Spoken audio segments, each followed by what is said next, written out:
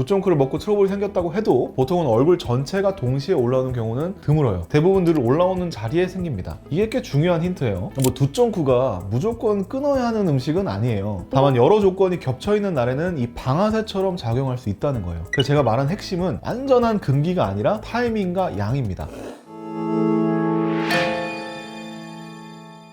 두바이 쫀드 쿠키 다들 아시죠? 지난달만 해도 줄 서서 사고 품절되고 SNS에 계속 올라오는 쿠키입니다. 아마 여러분들도 한 번쯤은 드셔보셨을 거예요. 저는 아직 못 먹어봤습니다. 요즘은 좀 잠잠하죠? 이 유행 끝난 걸까요? 재밌는 건 유행이 한풀 꺾이고 나서 제가 진료실에서 비슷한 얘기를 좀 듣기 시작했어요. 원장님 갑자기 트러블이 올라왔어요. 여드름 나기 전에 쿠키 먹었는데 관련 있나요? 이런 게 사실 한두 분이 아니에요. 생각보다 자주 들려요. 저도 처음에는 그냥 우연이라고 생각했어요. 근데 비슷한 시기에 비슷한 이야기를 여러 번 듣다 보니 자연스럽게 한 번쯤은 짚어볼 필요가 있겠다라는 생각이 좀 들었습니다. 정말 이 쿠키가 범인일까요? 아니면 단순히 먹었던 시기와 트러블이 올라온 시기가 우연히 겹친 걸까요? 두쫑크 먹어서 트러블 났다, 이 말이 완전히 틀렸다고 하긴 좀 어려워요. 실제로 단 거 먹으면 여드름이 난다 이런 얘기는 많이 들어보셨죠? 같은 맥락으로 보시면 됩니다. 달달한 음식이 몸 안에 들어오면 혈당이 빠르게 올라가요. 혈당은 말 그대로 피 속에 있는 당의 농도인데 이게 급하게 올라가면 우리 몸은 빨리 처리해야겠다 하면서 인슐린이라는 호르몬을 많이 분비하죠. 여기서 한 가지 더, IGF-1이라는 성장 관련 신호 물질도 같이 올라갈 수 있어요. 이름은 좀 낯설지만 쉽게 말씀드리면 피지선을 더 활발하게 만들 수 있는 신호라고 생각하시면 됩니다. 피지가 많아지면 모공이 막히기 쉬워지고요. 그 안에서 염증 반응이 붙으면 우리가 보는 여드름으로 이어질 수 있어요. 이런 과정은 여러 연구에서도 꾸준히 이야기되고 있습니다. 그런데 여기서 정말 중요한 게 하나 있어요. 같은 걸 먹어도 어떤 사람은 아무렇지도 않고 어떤 사람은 바로 트러블이 올라와요. 왜 이런 차이가 날까요? 트러블이 올라온 분들은 이미 몸 컨디션이 조금 흔들리고 있는 상태인 경우가 많아요. 며칠 때 잠이 부족했다든지 스트레스가 좀 있었다든지 생리 주기와 겹쳤다든지요. 피부는 음식 하나 먹었다고 바로 폭발하는 경우는 생각보다는 흔치는 않습니다. 대부분은 여러 조건이 겹쳤을 때 신호를 보내는 경우가 많죠. 몸이 이미 예민해진 상태에서 단 음식이 들어가면 그게 마지막 한 방이 되는 겁니다. 그래서 평소에는 괜찮다가 유독 그날만 올라왔다면 이 음식 자체보다는 그날의 몸 상태를 같이 보는 게 더 현실적인 접근이에요. 그래도 이런 생각 들죠? 왜 하필이면 두쫑크를 먹은 날이었을까? 이 두쫑크의 특징은 단순히 달다 여기서 끝나지는 않아요. 핵심은 당이랑 지방이 같이 들어간 구조라는 점이에요.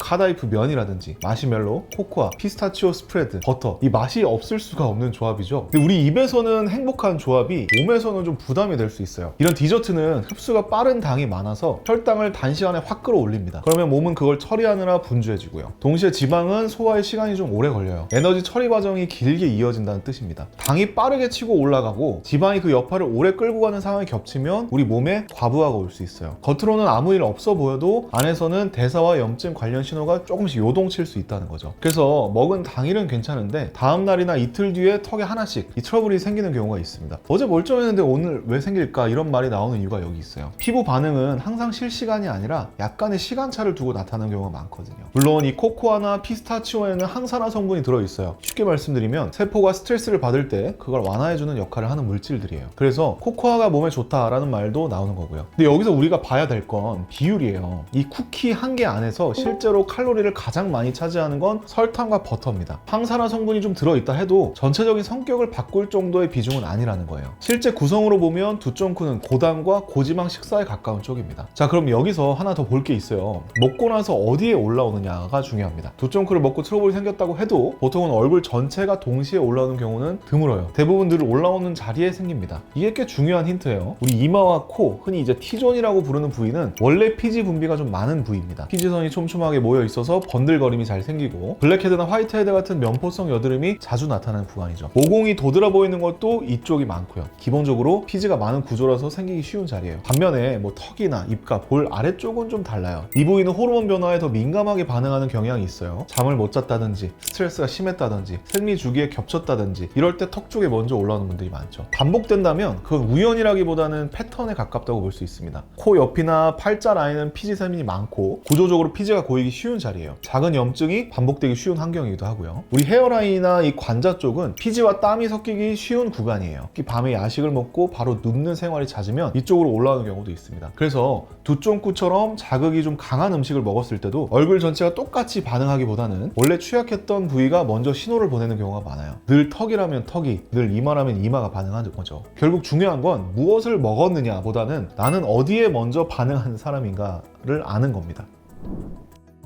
근데 두쫑크를 먹고 올라왔다고 말씀하시는 분들 보면 몇 가지 공통점이 좀 있어요. 첫 번째는 피부가 얇고 쉽게 붉어지는 타입이에요. 혈관 반응이 빠른 분들이죠. 이런 피부는 자극이 들어오면 숨길 시간이 없어요. 바로 얼굴에 드러나죠. 작은 염증도 금방 붉게 올라오고 회복도 천천히 가는 경우가 많아요. 쉽게 말해서 피부가 예민하다는 건데, 이 예민하다는 건 방어력이 약하다라는 의미보다는 반응 속도가 빠르다라는 쪽에 가까워요. 두 번째는 우리 장이나 소화 이슈가 좀 있는 분들이에요. 변비가 좀 잦다든지 복부 팽만이 반복됐다든지 특정 음식을 먹으면 속이 자주 불편한 경우예요. 이런 분들은 컨디션이 조금만 흔들려도 피부가 같이 반응하는 경우가 많습니다. 실제 장 속에는 수많은 생균이 살고 있는데 그 밸런스가 깨지면 몸 전체 염증 반응이 올라갈 수도 있어요. 장이 약해지면 원래는 밖으로 나가지 말아야 될 물질들이 혈액으로 들어가서 면역을 자극할 수도 있고요. 실제로 여드름이 있는 사람에게서 장과 관련된 면역 반응이 더 높게 관찰된다는 연구도 있어요. 또 예전 자료를 보면 여드름 환자 중 꽤 많은 비율이 변비나 장운동 저하를 같이 겪고 있다는 보고도 있습니다. 이게 무조건 원인이다 이렇게 말할 수는 없지만 장 상태와 피부 상태가 연결돼 있을 가능성은 충분히 생각해 볼 수 있죠. 세 번째는 최근에 잠이 부족했거나 스트레스가 많이 겹쳤던 경우예요. 잠을 제대로 못 자면 몸이 회복할 시간이 부족하죠. 밤에 우리 몸은 손상된 부분을 정리하고 염증을 가라앉히는 시간을 갖는데 그 과정이 잘 안 돌아가는 거예요. 스트레스도 마찬가지입니다. 스트레스를 오래 받으면 몸이 계속 긴장 모드로 있어요. 그러면 피지 분비가 늘고 염증이 생기기 쉬운 환경이 만들어질 수 있어요. 쉽게 말해 피부가 방어력이 떨어진 상태가 되는 거예요. 네 번째는 피부 속에서 이미 조용히 진행 중이던 경우입니다. 우리가 흔히 이제 좁쌀이라고 부르는 아주 작은 면포 있죠. 손으로 만지면 오돌토돌한데 거울로 보면 잘 안 보이는 단계. 이게 사실은 여드름의 시작 단계입니다. 모공 안에서 피지랑 각질이 조금 쌓이면서 출구가 좁아진 상태라고 보시면 돼요. 이 단계에서는 아직 빨갛지도 않고 아프지도 않아요. 근데 실제로는 모공 안에 이미 준비가 진행 중일 상태일 수도 있어요. 불씨가 매우 약하게 남아있는 상태라고 보면 됩니다. 이때 고당이나 고지방 음식처럼 몸에 자극이 되는 요소가 들어오면 그 조용하던 불씨가 확 살아나는 거죠. 어제까지 멀쩡했는데 오늘 빨갛게 올라온 것처럼 보이는 게 바로 이 때문입니다. 하지만 엄밀히 말하면 어제 갑자기 생긴 게 아니라 이미 시작되고 있는 병변이 겉으로 드러난 시점이 그날이었을 가능성이 커요. 문제는 여기서 끝나는 게 아니라는 건데요. 여러분은 트러블이 하나 올라오면 어떠세요? 마음이 급해지죠. 거울을 자주 보게 되고 이거 빨리 없애야 되는데 하는 생각이 들 거예요. 그죠? 그래서 평소보다 더 세게 닦고 각질 제거 한 번 더 하고 토너로 싹 닦아내고 스팟 제품도 이것저것 겹쳐 바르기도 할 겁니다. 당장 빠르게 가라앉히고 싶으니까요. 근데 그렇게 하면 가장 먼저 무너지는 게 피부 장벽이에요. 이 피부 장벽은 쉽게 말해 피부 보호막입니다. 수분은 안에서 지켜주고 외부 자극은 막아주는 역할을 하죠. 이 보호막이 약해지면 자극이 더 깊게 들어가고 염증 더 오래 갑니다. 결과적으로 붉은기가 오래 남고 더 크게 부풀었다가 색소 침착까지 이어지는 경우도 많아요. 알코올 토너를 한번 예를 들어 볼게요. 알코올은 순간적으로 산뜻하고 시원한 느낌을 주지만 피부 겉에 있는 기름, 그러니까 이제 보호막 역할을 하는 지질층을 녹일 수 있어요. 그럼 피부 속에 있는 수분이 더 빨리 날아갑니다. 그러니까 쉽게 말하면 수분이 새는 상태예요. 이게 반복되면 피부가 좀 건조해지고 예민해지고 작은 자극에도 더 크게 반응하게 됩니다. 벤조일 퍼옥시드 같은 여드름 치료 성분도 마찬가지예요. 효과는 있어요. 세균을 줄이고 염증을 낮추는 데 도움이 됩니다. 근데 피부가 이미 예민한 상태에서 과하게 쓰거나 보습 없이 오래 사용하면 각질층이 말라붙듯이 건조해질 수 있어요. 그러면 따갑게 붉어지고 또 자극이 쌓이게 됩니다. 약이 나쁜 게 아니라 피부 상태와 사용 방식이 맞지 않다고 보시면 됩니다. 세안도 좀 비슷해요. 특히 세정력이 강하거나 알칼리성에 가까운 제품을 자주 쓰면 피부가 원래 유지하던 약한 산성 밸런스가 깨질 수 있어요. 피부는 이 밸런스를 유지하면서 외부 세균을 막고 있는데 그 방어선이 흔들리면 염증이 더 쉽게 생길 수 있습니다. 건조함이나 따가움, 홍조가 같이 심해지는 이유도 여기에 해당되는 거예요. 그래서 트러블은 빨리 없애는 싸움이라기보다는 더 번지지 않게 관리하는 과정이 중요합니다. 빨리 없애겠다고 아까 같은 선택을 하면 몇 달간은 자국으로 남을 수 있으니까요.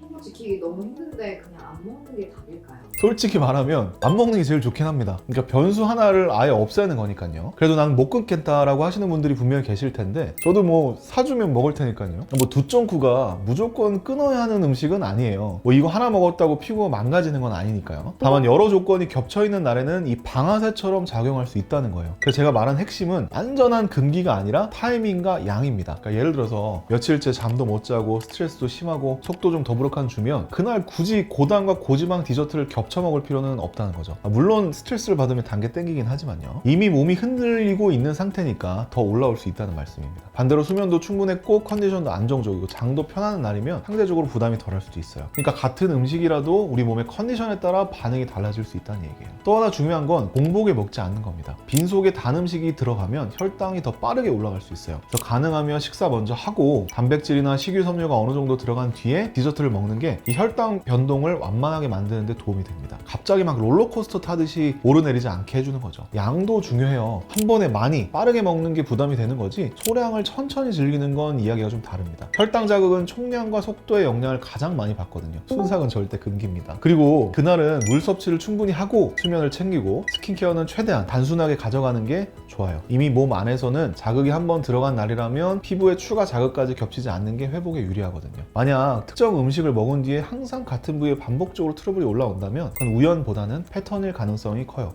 그럴 때는 왜 나만 이러지가 아니라 나는 이 조합에 좀 예민하구나 이렇게 이해하시는 게 훨씬 도움이 됩니다. 다시 한번 말하지만 문제는 음식 하나가 아니라 그날 몸 컨디션과 그동안 쌓여있던 조건들이에요. 그러니까 먹으면 안 되는 음식이 정해져 있다기보다는 몸이 보내는 신호를 무시하고 계속 밀어붙이는 습관이 더 변수가 될 수 있다는 걸 기억하시는 게 좋습니다.